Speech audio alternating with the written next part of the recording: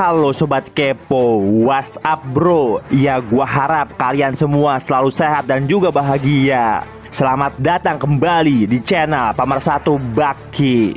Dan sambil menunggu chapter terbaru Baki, kita asikin dulu dengan Baki Gaiden Kizuzura, yang mana fokus ceritanya adalah masa sekolah Hanayama. Langsung aja kita cekidot. Cerita kali ini dimulai dari seorang murid yang lagi dikolekin. Tapi bukannya ngeri, dari balik tasnya sesuatu langsung dia keluarin. Dan ternyata itu adalah sebuah senjata. Si preman kagak terima, tapi tiba-tiba lak-lakannya langsung ditimpa. Si preman kelojotan dan hasilnya ambruk seketika. Dan ngeliat temannya dijatohin, pisau langsung dikeluarin. Tapi dengan sekejap mata, tangan tuh orang langsung ditimpa dan crot patah seketika. Tapi belum berhenti, mulut tuh orang kembali diberi. Tuh preman langsung muntah darah, bahkan giginya ambles semua.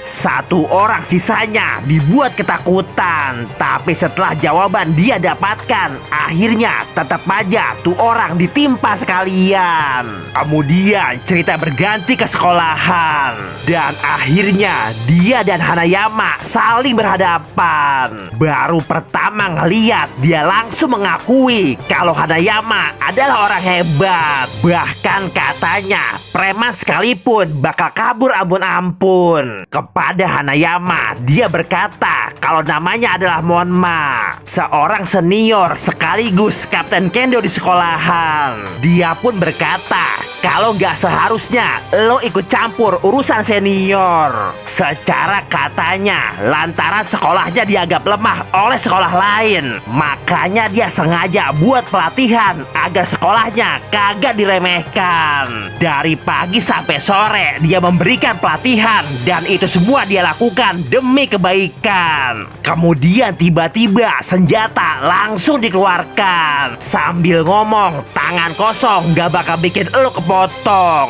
Secara katanya dia gak mau bikin Hanayama terluka, apalagi harus metong. Terlebih dia mengatakan ini akan membuktikan siapa di antara kita yang bakal jadi jagoan di sekolahan.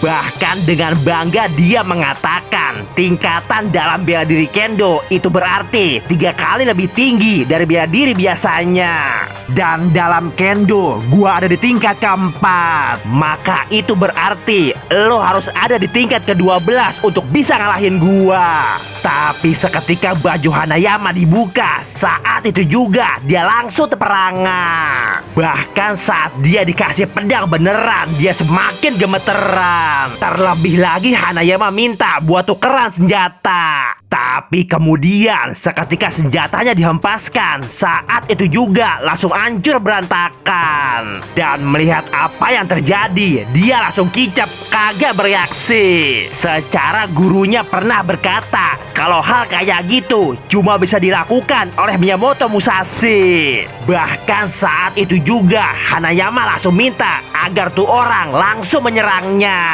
Tapi yang terjadi, dia malah semakin dibuat ngeri. Dan kemudian bukan tuh orang ditimpa, Hanayama malah menundukkan kepala sambil mengatakan silakan program latihan Anda dilanjutkan. Dan kemudian cerita berganti ke sebuah taman. Tampak di sana wajah Haga yang ketakutan. Secara katanya dari penjara seseorang yang bernama Jero baru aja dilepaskan. Terlebih lagi meskipun umurnya masih belasan, tapi dia kena kasus pembunuhan. Bahkan katanya dia melawan sekelompok orang bersenjata hanya dengan tangan kosong. Haga pun langsung dibuat mengerti kalau hal buruk bakal segera terjadi, karena sepertinya dia akan mencari Hanayama. Pertarungan kagak lagi bisa dielakkan. Pertarungan dua legenda antara Zero melawan Hanayama. Haga pun merasa kalau hal ini nggak seharusnya terjadi. Secara kalau mereka berdua bertarung, pasti salah satunya bakal mati. Karena jika mereka berhadapan, pasti keduanya akan bertarung mati-matian. Bocahnya Haga malah penasaran, tapi Haga nggak terima karena katanya ini bukanlah sebuah pertunjukan. Secara Haga merasa kalau Zero terlalu bahaya. Dan Haga berkata lagi, melawan Zero, Hanayama pasti dibuat mati. Kemudian cerita berganti. Tampak di sana ada seorang pria yang hancur nggak berdaya. Giginya dibuat rontok, mukanya dibuat bonyok, terlebih lagi hanya dengan sekali tonjok. Dan pelakunya tak lain adalah Reimu Arishita alias si Zero, bocah remaja dengan muka yang boros. Kepada mereka seolah dia berkata, kalau berani melawan dirinya, maka hasilnya akan seperti dia. Tapi kemudian secara tiba-tiba dia berkata bahwa Hanayama. Dan akhirnya Zero dan Hanayama saling berhadapan. Di hadapan Hanayama, Zero langsung berkata, oh ini orangnya. Zero pun mengakui kalau Hanayama emang beda. Tapi dilihat aja kagak cukup baginya. Makanya dia mau langsung jajal Hanayama.